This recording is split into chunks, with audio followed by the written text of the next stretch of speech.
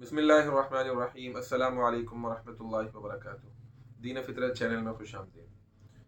दोस्तों, कुरान की एक आयत है, बिस्मिल्लाहिर्रहमानिर्रहीम, अलिफ लाम मीम ज़ालिकल किताबु ला रैब फीह, सूरह बकरा की पहली आयत, कि जिसके तर्जुमे का मफहूम है कि ये वो किताब है कि जिसमें कोई शक नहीं। तो अल्लाह रब्बुल इज़्ज़त का कितना अजीम एहसान है हम पर कि अल्लाह रब्बुल इज़्ज़त ने ये कुरान मजीद हमें अता किया। ये अल्लाह रब्बुल इज़्ज़त का कलाम है।